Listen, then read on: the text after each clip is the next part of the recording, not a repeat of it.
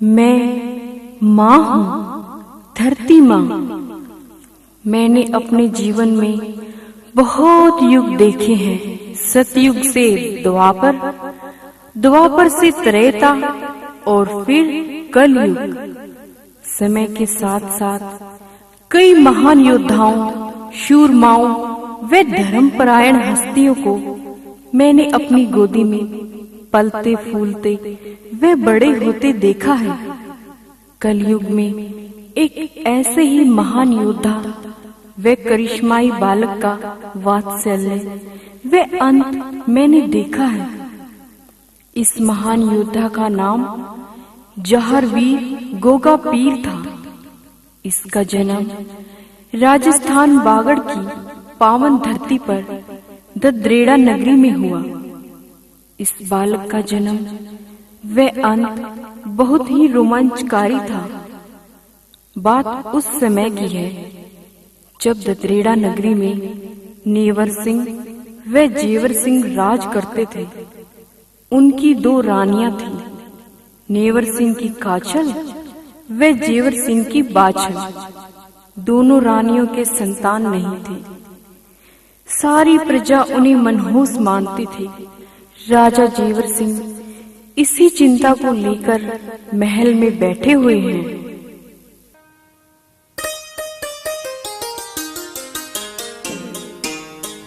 स्वामी, स्वामी, स्वामी, क्या बात है? क्या हुआ महारानी बाछल? स्वामी, आप किस चिंता में डूबे हैं? मेरे आने तक का भी एहसास नहीं आपको? रानी बाछल, आप इस चिंता व दर्द को अच्छी तरह जानती हो। हमारा संतानहीन होना हमारी सबसे बड़ी चिंता है। आज हमारी प्रजा ऐसो आराम से जीवन व्यतीत कर रही है। हमने प्रजा के दुख को अपना दुख समझा है, लेकिन संतान नहीं होने की वजह से हम मनहूस माने जाते हैं। नहीं महाराज, नहीं, ऐसी बात नहीं है महाराज। आज भी आपकी प्रजा आपको उतना ही प्यार करती है। बस बस रानी बाछल, हम हकीकत से अच्छी तरह वाकिफ हैं। हम जिस बाग से गुजरते हैं वो बाग सूख जाते हैं। जिस बावड़ी व कुएं से हम जल पीते हैं, लोग उसमें पानी पीना छोड़ देते हैं। हम इस नगरी के सबसे मनहूस व्यक्ति हैं महारानी, सबसे मनहूस। भला ऐसी स्थिति में कैसे महल से बाहर निकले, कैसे महारानी? आप चिंता ना करें महाराज। अगर भगवान कष्ट देता है तो उसका निवारण भी करता है। मैंने ज्योतिषी जी को बुलवाया है, शायद वही इसका निवारण करे और कोई उपाय बताए। महाराज की जय हो, महारानी की जय हो। पंडित जी प्रणाम। प्रणाम पंडित जी।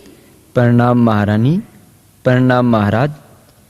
कहिए महारानी, ऐसी कौन सी घड़ी आ गई जो मुझे अतिशीघ्र राजमहल में बुलाया गया? पंडित जी, आपसे क्या छुपा है? आप तो सब जानते हैं। हमारे कोई संतान नहीं है। सारी प्रजा हमें मनहूस मानती है। हाँ पंडित जी, मैं बांझ होने से अच्छा मर जाना पसंद करूंगी पंडित जी। महारानी, आप संयम रखें।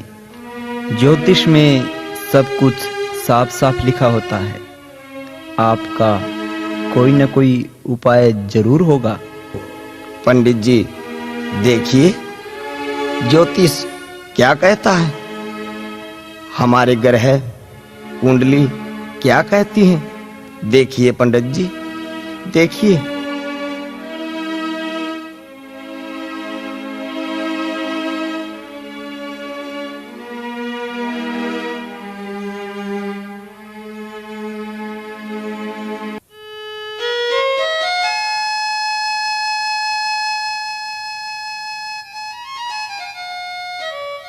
पंडित जी, आप चुप क्यों बैठे हैं? हमारी कुंडली में क्या लिखा है? जल्दी बताइए पंडित जी। पंडित जी, जल्दी बताइए। महारानी, ज्योतिष शास्त्र में लिखा है, इस जन्म क्या 7 जन्मों तक आपकी कोई संतान नहीं होगी। क्या? हाँ महारानी, पिछले जन्म आप एक माली की लड़की थी और बाग में रखवाली करते समय आपसे अध जन्मे चकवा चकवी के बच्चों का वध हो गया था।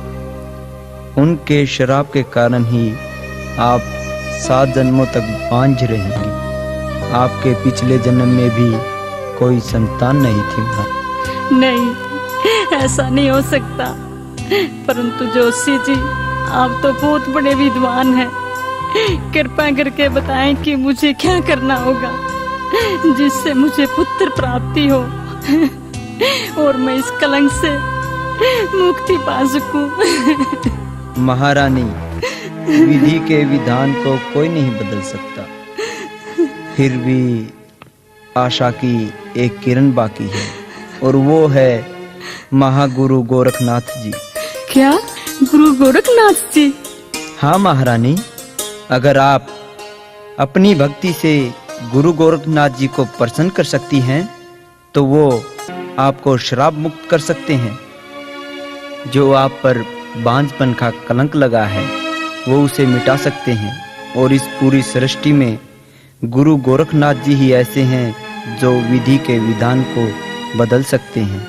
अतः महारानी, आप गुरु गोरखनाथ जी की भक्ति में लीन हो जाइए, वो आप पर कृपा जरूर करेंगे। अब मैं आज्ञा चाहता हूँ। प्रणाम जोशी जी।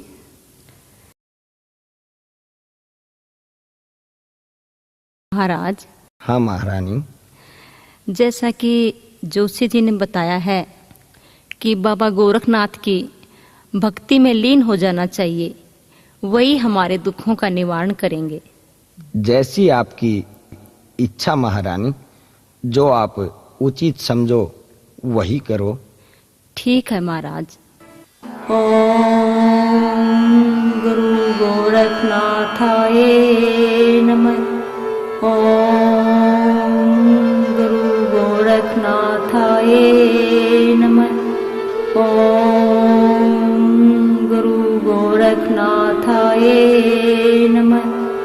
ओम गुरु गोरखनाथाय नमः।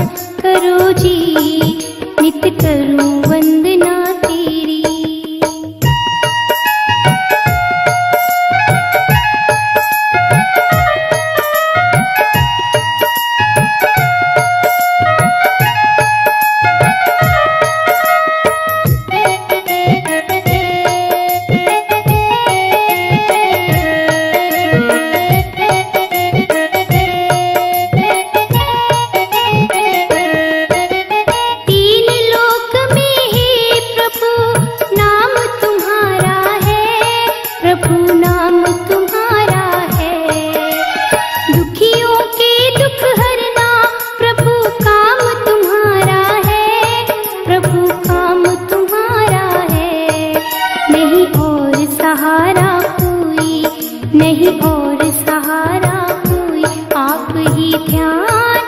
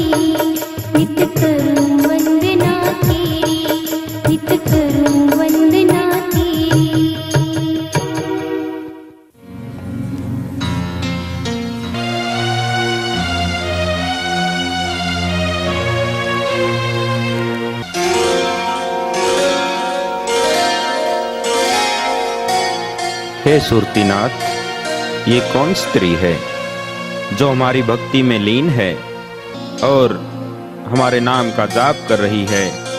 इस स्त्री ने हमारी तपस्या को भंग कर दिया है।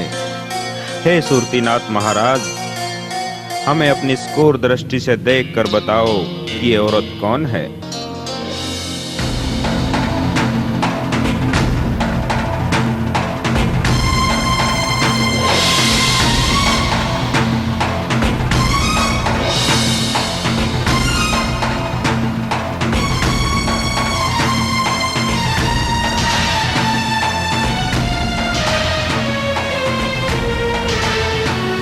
हे गुरु गोरखनाथ, ये ददरेड़ा नगरी के राजा जेवर सिंह की रानी बाछल है, जो पिछले 12 वर्षों से आपकी घोर तपस्या कर रही है। हे सुरतीनाथ जी, महाराज औगढ़नाथ जी, ददरेड़ा नगरी चलने की तैयारी करो, हमें अभी प्रस्थान करना होगा। परंतु महाराज। परंतु क्या औगढ़नाथ जी, रानी बाछल हमारी इतनी घोर तपस्या कर रही है, अगर हम वहां नहीं गए तो वह अपने प्राण भी त्याग सकती है। इस सृष्टि में जब भी किसी भगत ने मेरी इतनी घोर तपस्या की है, मैं खुद उनके पास चलकर गया हूँ। अतः हे सुरतीनाथ जी, ददरेड़ा नगरी प्रस्थान करो।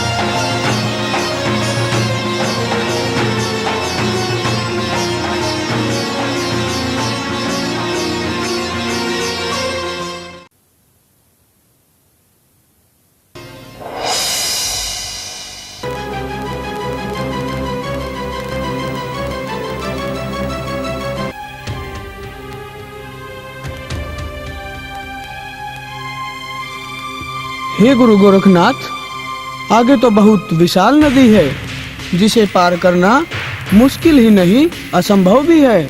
हाँ, और हम ददरेड़ा नगरी तभी पहुंच सकते हैं जब हम इस नदी को पार करें। हे गंगा मैया, मैं और मेरे शिष्य नदी को पार करना चाहते हैं, कृपया आप हमें रास्ता दें। हे माता, मैं गोरखनाथ आपसे विनती करता हूँ, कृपया आप हमें जाने का रास्ता दें। हमें जाने का रास्ता दो गंगा मैया। गोरखनाथ, मैं तुम्हें रास्ता नहीं दे सकती। इसके लिए तुम्हें अपने एक शिष्य की बलि देनी होगी। अगर तुम्हें ये मंजूर है तो मैं तुम्हें रास्ता दे सकती हूँ। हम किसी भी प्राणी की बलि नहीं देंगे गुरु गोरखनाथ, हम कोई और रास्ता ढूंढ लेते हैं। नहीं सुरतीनाथ जी, हम इसी रास्ते से ददरेड़ा नगरी जाएंगे।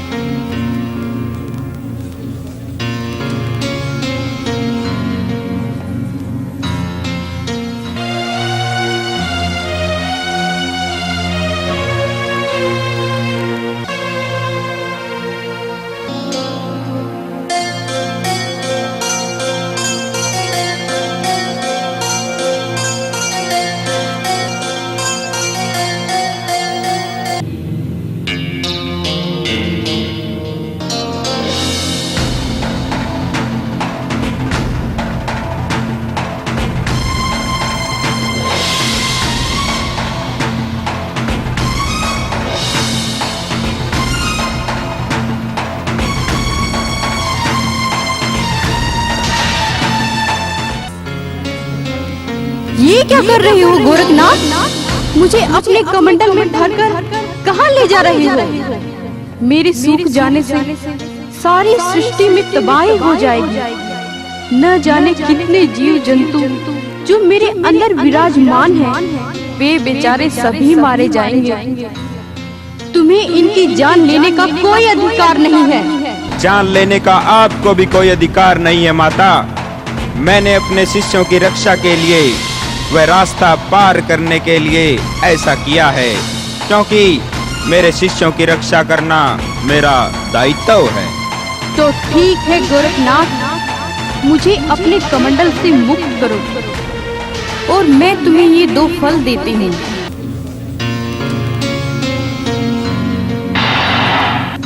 किसी समय ये तुम्हारे बहुत काम आएंगे। ठीक है गंगा माता, अब मैं आज्ञा चाहता हूँ।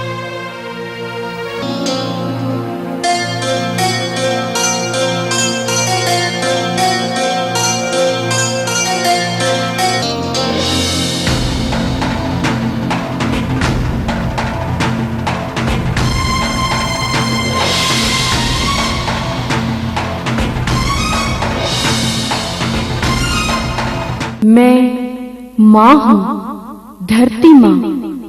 जिस प्रकार गुरु गोरखनाथ ने क्रोध में भरकर गंगा को अपने कमंडल में डाल लिया था, इस बात पर एक समय के लिए मैं भी हैरान रह गई थी।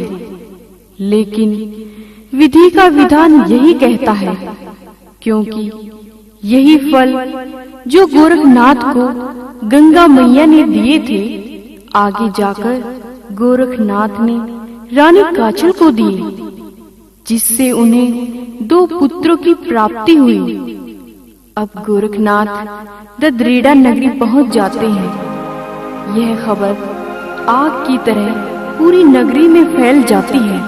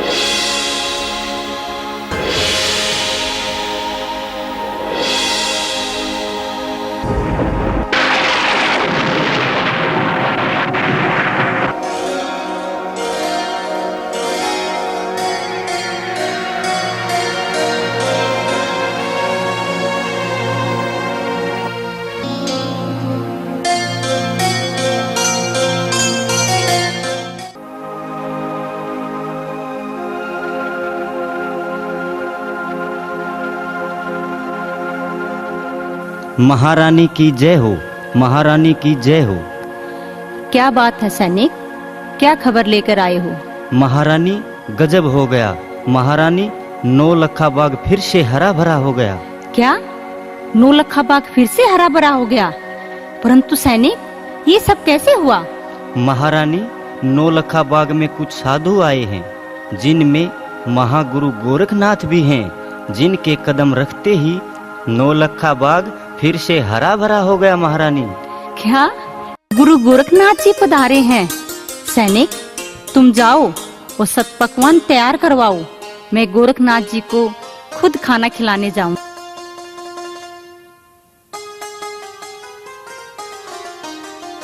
हे गुरु गोरखनाथ, आज मेरी तपस्या सफल हो गई। जो मेरी 12 वर्षों की भक्ति का फल आप स्वयं देने के लिए पधारे हैं।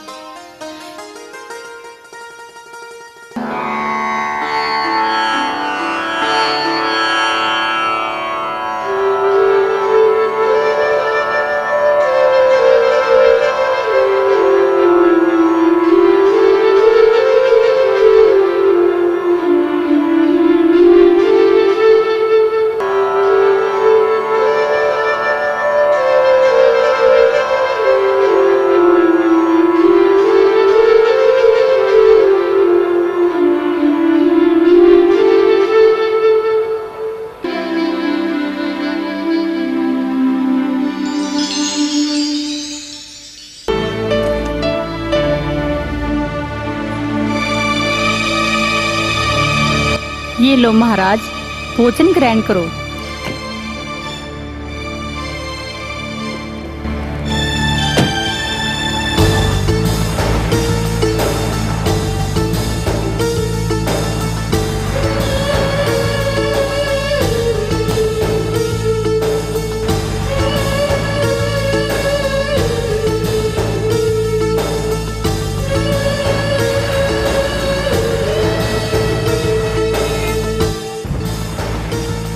माई, लड्डू तो बड़े स्वादिष्ट हैं।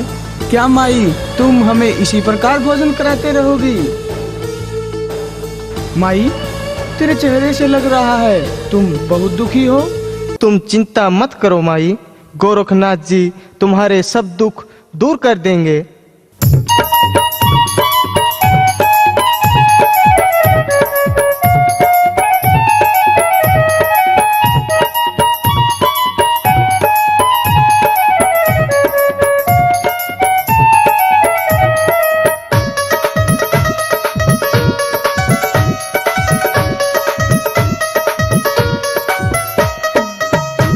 हे गोरखनाथ जी, करो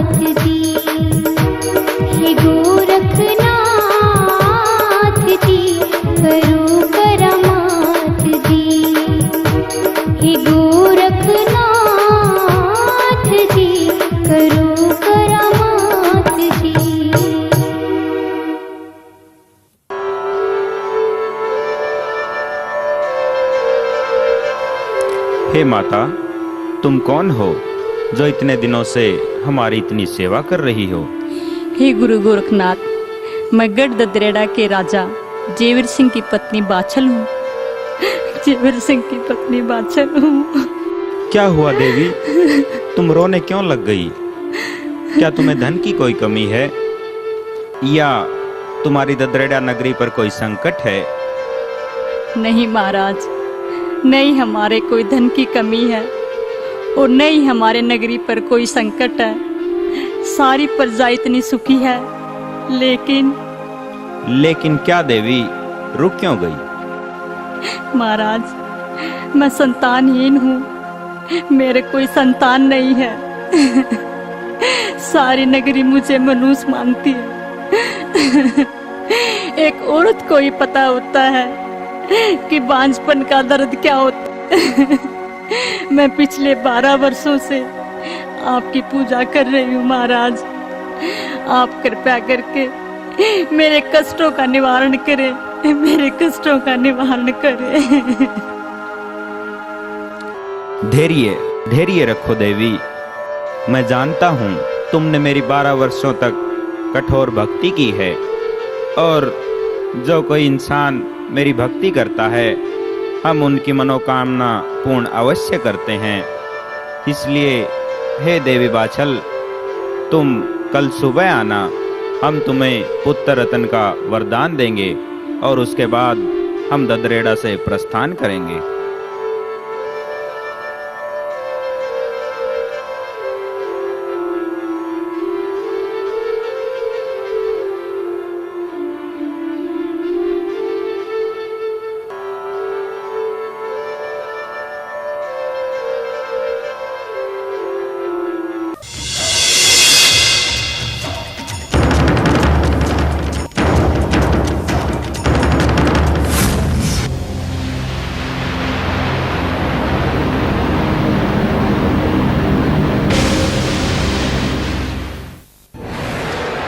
भाभी काचल, इतनी खुशी से क्यों झूम रही हो? आज तुम इतनी खुश क्यों हो? नड़न छबील दे, तुम्हें पता है कल सुबह गोरख जी बहन बाछल को पुत्र रतन का वरदान देंगे, पुत्र रतन का। चौहान वंश को अपना शासक मिल जाएगा। तुम बहुत भोली हो भाभी। अगर तुम्हारे से पहले बाछल माँ बन गई तो तुम्हारी क्या इज्जत रह जाएगी? तुम तो दासी बनकर रह जाओगी और उसका पुत्र ही ददरेड़ा का राजा होगा। हाँ, ये तो मैंने सोचा ही नहीं। छबील दे, कोई ऐसी युक्ति सोचो कि बाछल को वरदान ही ना मिले। वो मैंने सोच लिया है भाभी। सोच लिया है? पर क्या? जल्दी बताओ। भाभी जी, मेरे पास एक युक्ति है। क्यों न तुम बाछल से पहले वो वरदान लेने चली जाओ, और जब बाछल पहुंचेगी तो गोरखनाथ वहां से जा चुके होंगे। लेकिन अगर गोरख ने मुझे पहचान लिया तो? तुम्हें कोई नहीं पहचान सकेगा, क्योंकि तुम्हारी और बाछल की शक्ल आपस में मिलती है। बस तुम इस बात का फायदा उठाओ। ठीक है ननन जी, मैं कल सुबह ही बाछल से पहले जाकर के वरदान ले लूंगी और बाछल बांझ की बांझ रह जाएगी।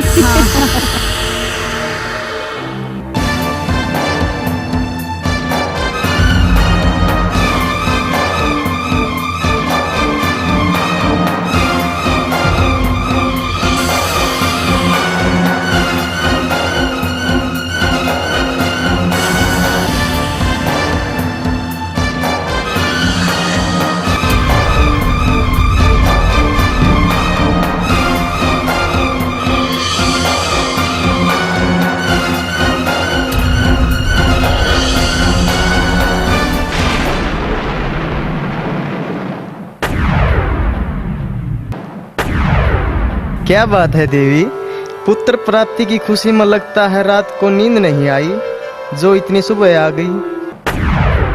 हे देवी, हम तुम्हारी भक्ति से बहुत प्रसन्न हुए।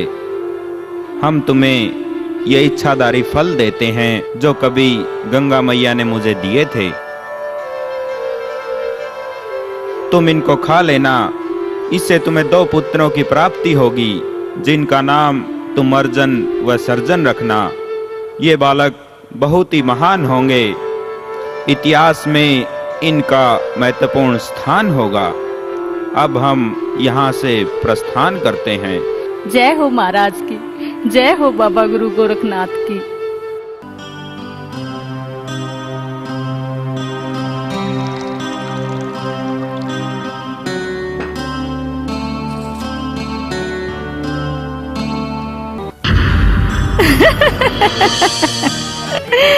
महाराज को भी बुद्धू बना दिया।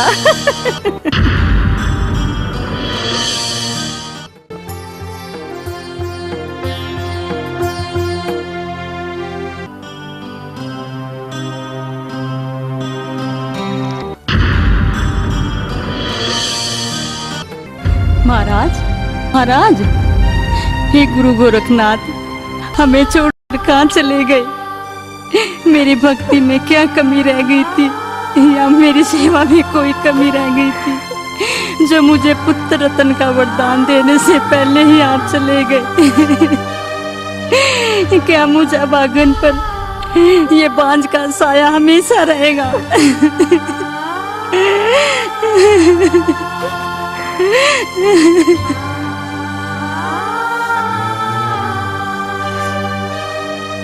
हे देवी, तुम कौन हो? मैं इस गढ़ की महारानी बाछल हूँ, पर तुम कौन हो? प्रणाम महारानी बाछल, मैं इस बाग का माली श्रीधर हूँ। हे श्रीधर, तुम ही बताओ कि बाबा गोरखनाथ किस तरफ गए हैं? गोरखनाथ जी तो अब से थोड़ी देर पहले यहाँ से चले गए। श्रीधर, तुम ही बताओ कि बाबा गोरखनाथ किस दिशा की तरफ गए हैं? ये तो मुझे मालूम नहीं है महारानी, पर जाने से पहले चटपट महाराज कह रहे थे कि गोरखनाथ कुछ समय के लिए गोगाना के डेरे पर विश्राम करेंगे। अगर तुम जल्दी जाओ तो वो तुम्हें वहाँ मिल सकते हैं।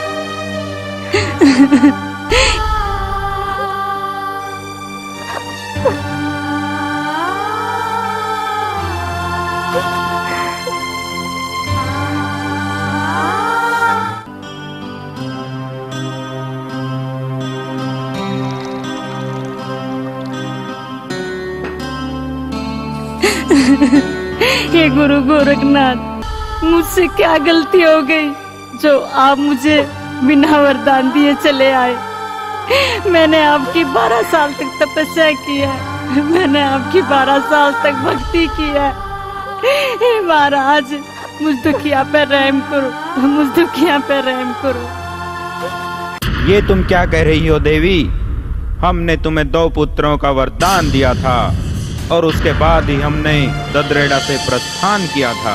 नहीं महाराज, नहीं, मैंने कोई वरदान नहीं लिया, मैं सच कह रही हूँ महाराज। क्या कहती हो माई? गोरखनाथ जी ने हमारे सामने 2 पुत्रों का वरदान दिया था, तुम झूठ बोल रही हो। नहीं महाराज, मेरा विश्वास करो, मैं सत्य बोल रही हूँ, मैं कोई झूठ नहीं बोल रही हूँ। मैंने आपसे कोई वरदान प्राप्त नहीं किया महाराज, मैं सत्य बोल रही हूँ। ठीक है रानी बाछल। हे महाराज सुरतीनाथ, तुम अपनी सुरती लगाकर देखो कि जो स्त्री मुझसे वरदान लेकर गई थी वो कौन थी। अगर वो रानी बाछल हुई तो हम इसे इसी समय भस्म कर देंगे।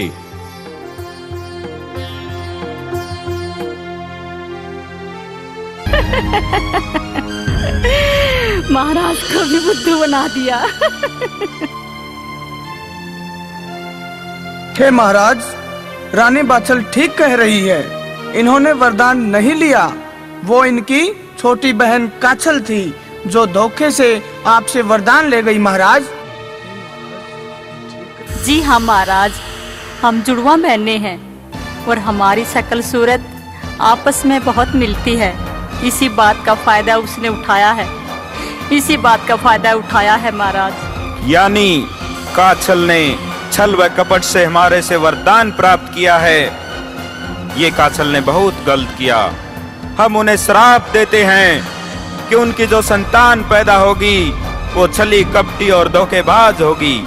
इतिहास में कभी उनको ख्याति प्राप्त नहीं होगी और उनकी मौत का कारण उनका छल कपट ही होगा। लेकिन महाराज, आप मेरी व्यथा, मेरे दुख दूर कीजिए। मैं पुत्र के बिना नहीं रह सकती।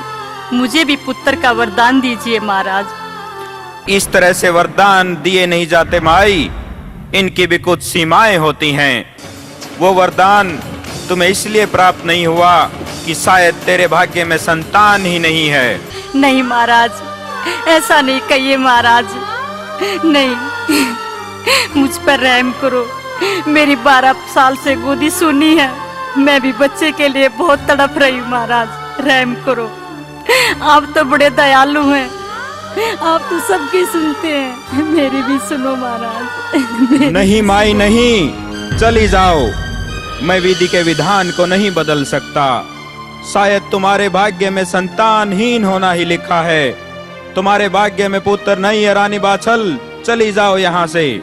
नहीं महाराज नहीं, ऐसे शब्द मत कहो, ऐसे शब्द मत कहो। अगर आपकी इच्छा हो तो आप विधि को भी बदल सकते हो।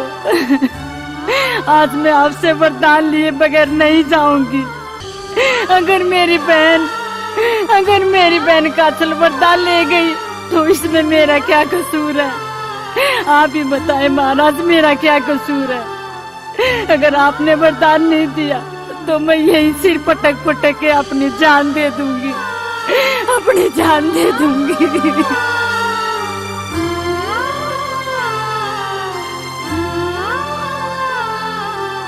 हे गुरु गोरखनाथ, औरत की संतान के प्रति बहुत तड़प होती है और वही तड़प रानी बाछल के मन में भी है महाराज।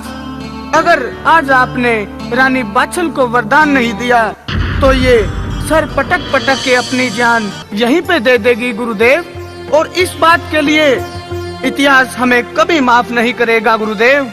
तो ठीक है देवी, अगर भगवान की यही इच्छा है तो तुम्हें पुत्र जरूर प्राप्त होगा। परमपिता परमात्मा पर विश्वास रखो। मैं तुम्हारे लिए पुत्र की भगवान से प्रार्थना करूंगा।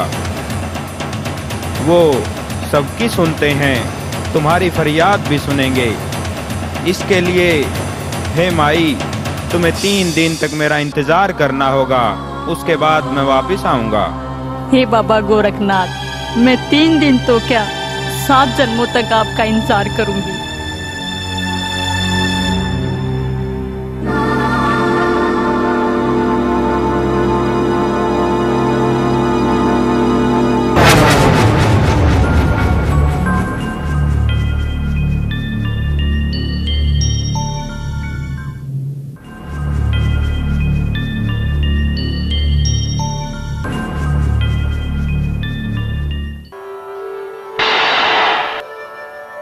हे भोलेनाथ, अपने पुत्र गोरखनाथ का प्रणाम स्वीकार करें। तुम्हारी सदा जय हो गोरखनाथ। कहो, किस विषय को लेकर हमारे सामने उपस्थित हुए हो? हे भोलेनाथ, आप तो तीनों लोकों के ज्ञाता हैं, आपसे क्या छिपा है? मैं बहुत दुविधा में हूँ भोलेनाथ। कैसी दुविधा गोरखनाथ? महाराज, मैं धरती पर रानी बाछल को पुत्र का वरदान देने का वचन देकर आया हूँ और बाछल के 7 जन्मों तक कोई पुत्र का योग नहीं है। मैं जानता हूँ गोरखनाथ, विधि के विधान को बदलने की तुम्हारी अक्षमता है और तुम अपनी इस जिद को पूरा करके रहोगे। अतः हे गोरखनाथ, इसके लिए तुम्हें जो संसार के सभी इंसानों की किस्मत लिखती है, बेह माता, तुम्हें उसके पास जाना होगा। शायद वही तुम्हारी कुछ मदद करे। मेरा आशीर्वाद सदा तुम्हारे साथ है गोरखनाथ। जैसी आपकी आज्ञा भोलेनाथ।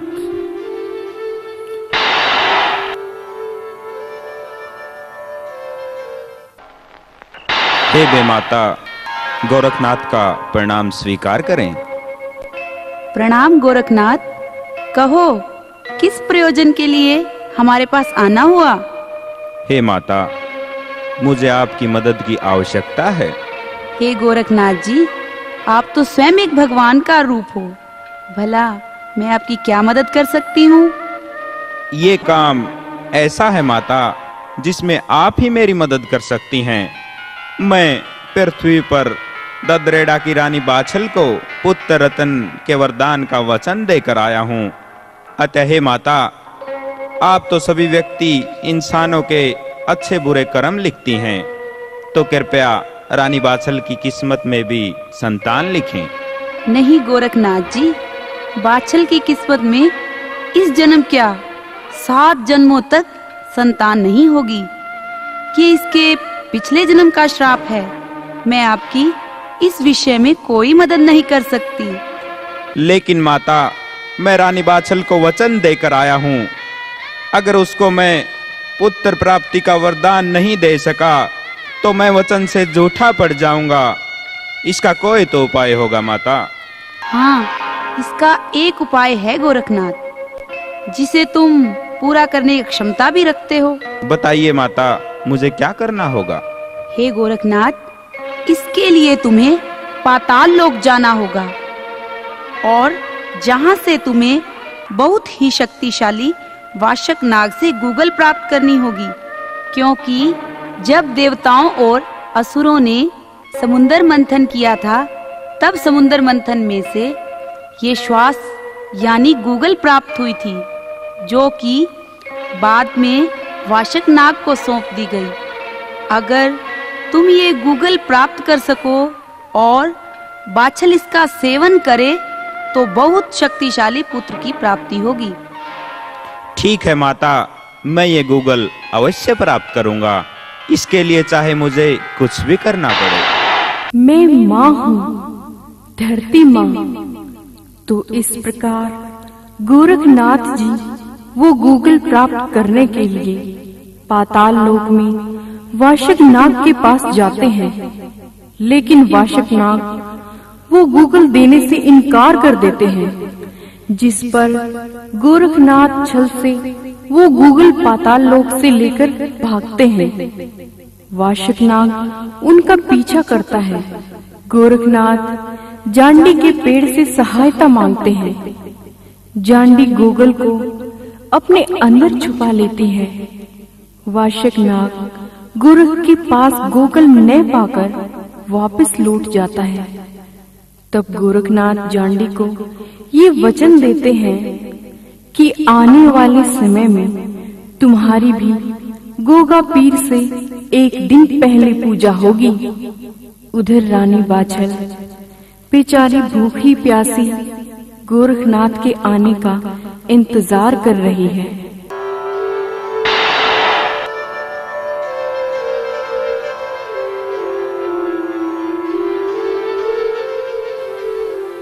ये लो रानी बाछल, मैं तुम्हें ये गूगल देता हूँ, जिसके खाने से तुम्हें पुत्र की प्राप्ति होगी। रानी बाछल, ये बालक कोई साधारण बालक नहीं होगा। इसका नाम तुम जाहर वीर रखना, जो आगे चलकर जाहर वीर गोगा पीर के नाम से प्रसिद्ध होगा। लेकिन इसके साथ जब ये बच्चा तुम्हारे गर्भ में होगा, तुम्हें 2 चीजों का ध्यान अवश्य रखना होगा। एक तो तुम इसके जन्म तक कभी झूला मत झूलना और न ही कभी कुआ बावड़ी में झांक कर देखना। ये तुम्हारे लिए मनहूस होगा।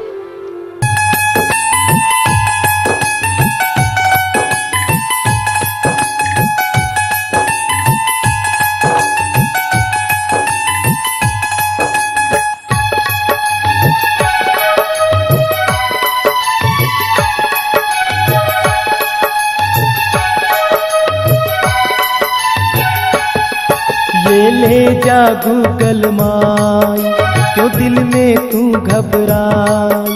ये ले जा गूगल माई, क्यों दिल में तू घबराई। क्यों दिल में घबराई तू, हो जागी आज निहाल। 9वें महीने बाछल माँ एक पैदा होगा लाल। 9वें महीने बाछल माँ एक पैदा होगा लाल। ये ले जा गूगल माई, तो दिल में तू घबराई।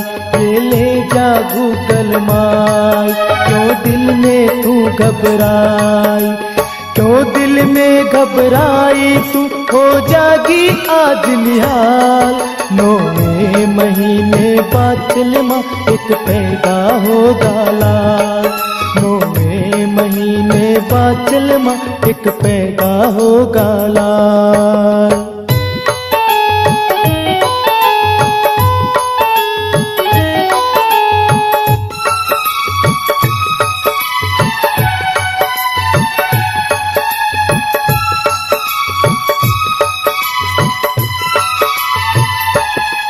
अब होगा दिल का दूर अंधेरा, निकलेगा अब तो ये नया सवेरा। अब होगा दिल का दूर अंधेरा, निकलेगा अब तो ये नया सवेरा। पूनम सा चांद खिलेगा, ऐसा ये रत्न मिलेगा।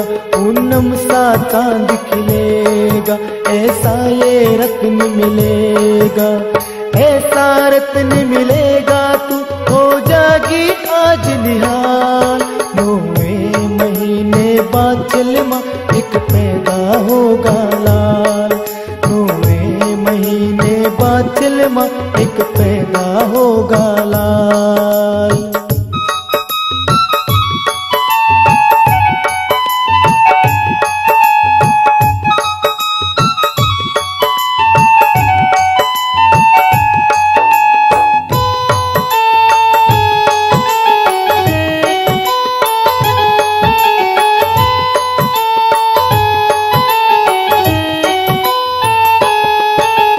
दिल की सच्ची सब जान गया मैं, सच्चाई क्या है पहचान गया मैं। तू है दिल की सच्ची सब जान गया मैं, सच्चाई क्या है पहचान गया मैं। कट जाएंगे सब रोग नहीं बांझ कहेंगे लोग, कट जाएंगे सब रोग नहीं बांझ कहेंगे लोग, नहीं बांझ कहेंगे लोग। अब होगा ये अजब कमाल, 9वें महीने बादल माँ एक पैदा होगा लाल, 9वें महीने बादल माँ एक पैदा होगा लाल।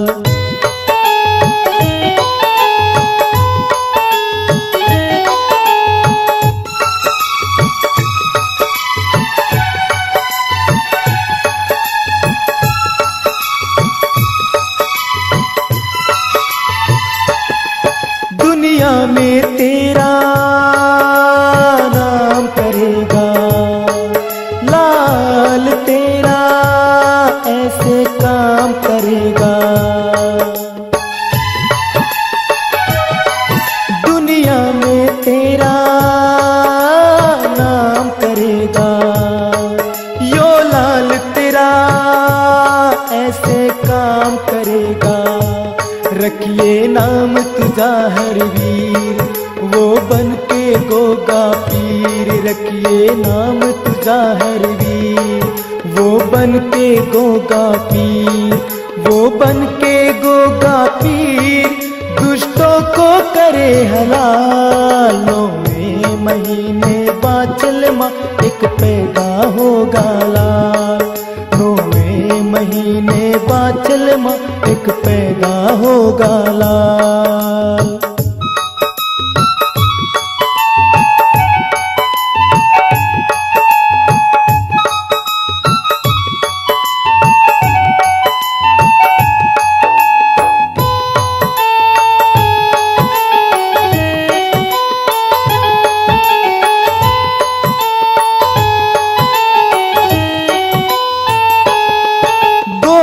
जी की माई सुन ले वाणी, जाहिर की होगी अमर कहानी। गोरख जी की माई सुन ले वाणी, जाहिर की होगी अमर कहानी। गोगा मेरी होगा धाम, दुनिया में होगा बड़ा नाम। गोगा मेरी होगा धाम, दुनिया में होगा बड़ा नाम। दुनिया में होगा नाम, भक्तों की करे संभाल। 9वें महीने बाद चलमा एक पैदा होगा लाल। 9वें महीने बाद चलमा एक पैदा होगा लाल। ये ले जा गूगल माय, क्यों दिल में तू घबराए। ये ले जा गूगल माय, क्यों दिल में तू घबराए। क्यों दिल में तू घबराए, हो जागी आज निहाल। 9वें महीने बाद चलमा एक पैदा होगा लाल। 9वें महीने बाद चलमा एक पैदा होगा लाल। 9वें महीने बाद चलमा एक पैदा होगा लाल।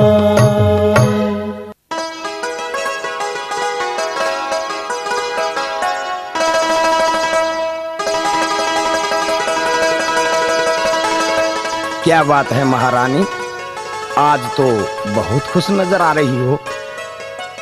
हाँ स्वामी, आज मैं बहुत खुश हूँ। आज बाबा गोरखनाथ ने मुझे पुत्र प्राप्ति के लिए ये गूगल खाने को दी है। ये तो बड़ी खुशी की बात है। और महाराज, ये गूगल मैंने अपनी दासियों को और अपनी नीली घोड़ी को भी दी है। वो भी तो बेचारी बांझ हैं। ये तो बड़ा अच्छा किया। तुम्हारी प्रवृत्ति ही दूसरों की भलाई करने की है। स्वामी, अब तो जल्द ही हमें ददरेड़ा नगरी के लिए शासक मिल जाएगा। ठीक है रानी, इस घड़ी का हमें भी बहुत दिनों से इंतजार था।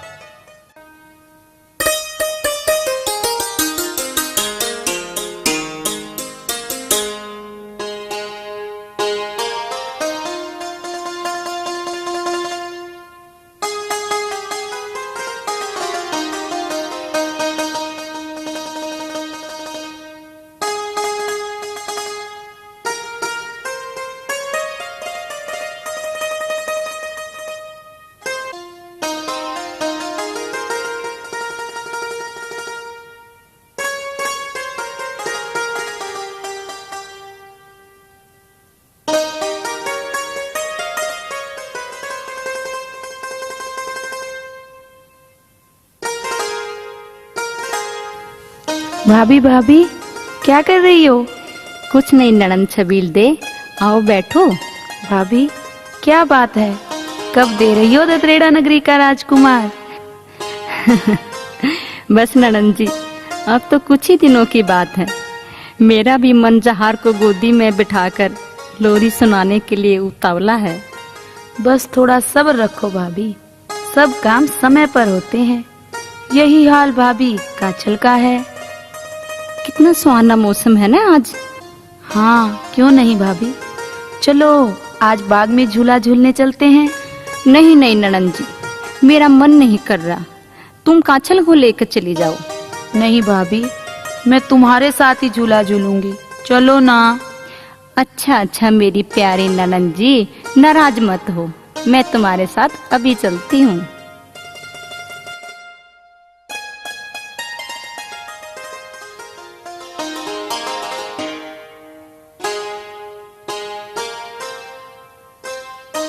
सच में भाभी, कितना अच्छा मौसम है।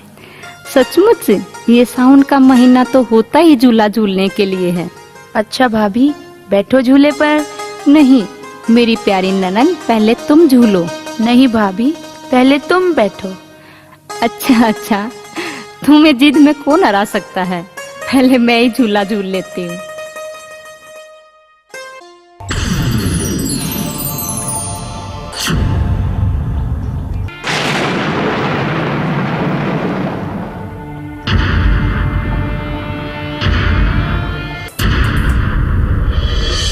अरे ये क्या हुआ भाभी, ये बाग कैसे सूख गया? सचमुच? ये तो आश्चर्य की बात है। आश्चर्य नहीं है भाभी, ये सब तुम्हारे कारण हुआ। तुमने जोगियों के साथ रहकर जादू सीख लिया।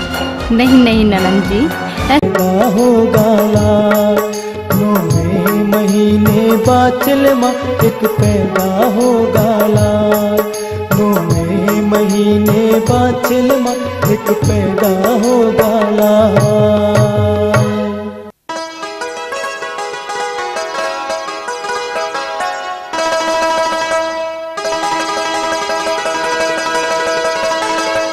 क्या बात है महारानी, आज तो बहुत खुश नजर आ रही हो।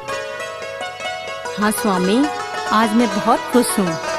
आज बाबा गोरखनाथ ने मुझे पुत्र प्राप्ति के लिए ये गूगल खाने को दी है।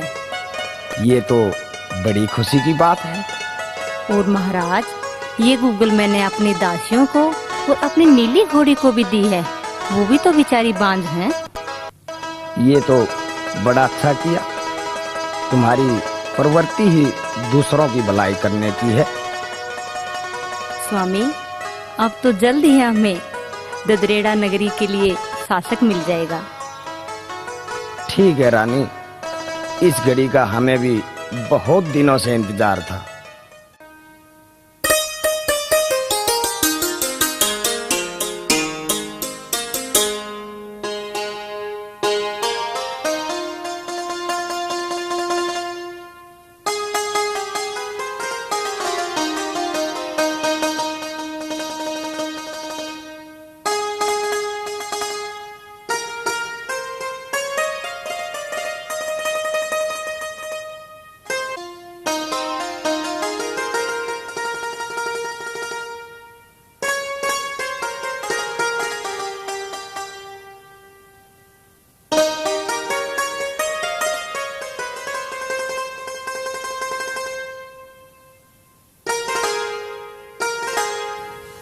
भाभी भाभी, क्या कर रही हो?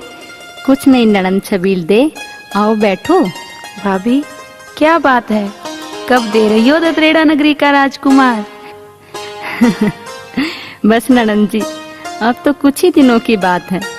मेरा भी मन जहार को गोदी में बिठाकर लोरी सुनाने के लिए उतावला है। बस थोड़ा सब्र रखो भाभी, सब काम समय पर होते हैं।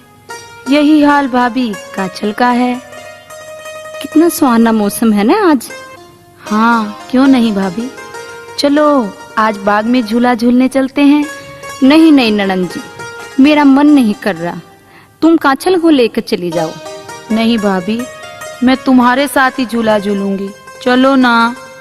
अच्छा अच्छा मेरी प्यारी ननन जी, नाराज मत हो, मैं तुम्हारे साथ अभी चलती हूँ।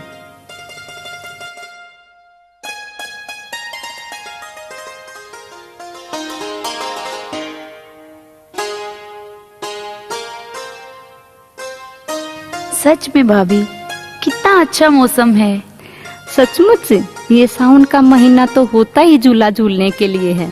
अच्छा भाभी, बैठो झूले पर। नहीं मेरी प्यारी ननन, पहले तुम झूलो। नहीं भाभी, पहले तुम बैठो। अच्छा अच्छा, तुम्हें जिद में कौन हरा सकता है। पहले मैं ही झूला झूल लेती हूँ।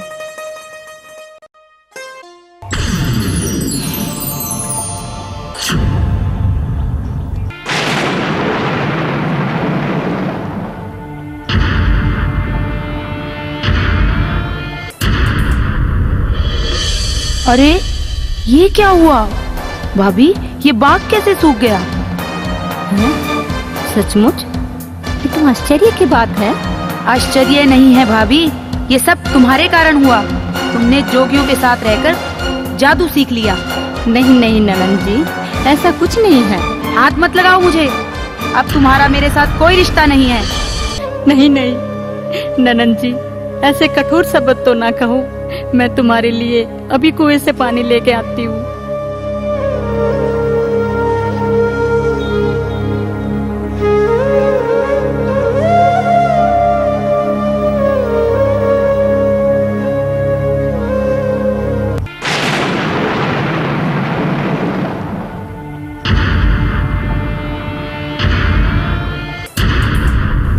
ये क्या हुआ?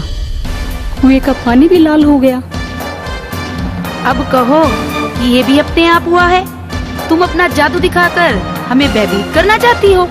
नहीं नहीं छबील दे, मुझे कुछ पता नहीं कि ये सब क्या हो रहा है। मेरा यकीन करो। यकीन? शक तो मुझे पहले से ही था बाछल, और अब ये यकीन में बदल गया है। तुमने जोगियों के साथ रहकर जादू सीखे हैं और पता नहीं क्या क्या किए होंगे तुमने उनके साथ। तुम चरित्रहीन हो भाभी। छबील दे, सच सबको कड़वा लगता है भाभी। तुम चौहान वंश के नाम पर कलंक हो। मैं इसकी शिकायत मेरे पिताजी को करूंगी।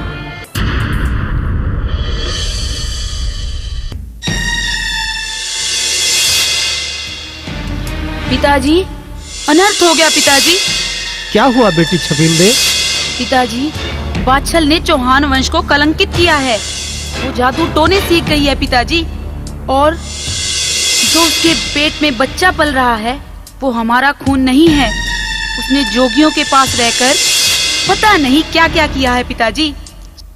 सैनिक, रानी बाछल को हमारे सामने प्रस्तुत करो।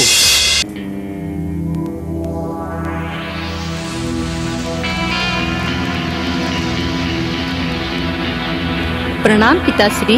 बंद करो ये अपनी गंदी जुबान। आज के बाद हमारा और तुम्हारा कोई रिश्ता नहीं है। पर क्या हुआ पिताश्री? ये कहो क्या नहीं हुआ। सब कुछ जानकर अनजान मत बनो बाछल।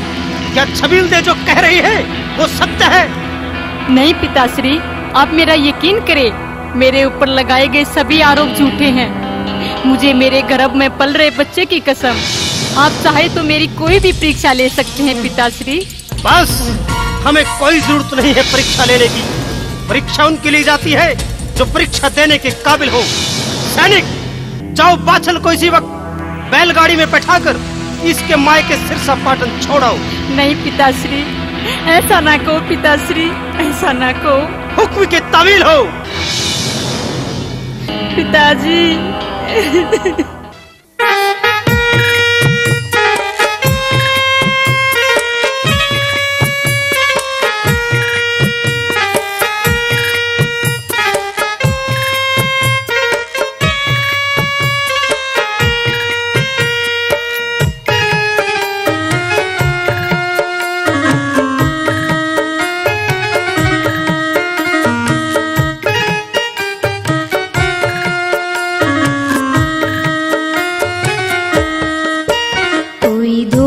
नहीं है मेरा, मुझे यूं न सताओ तुम।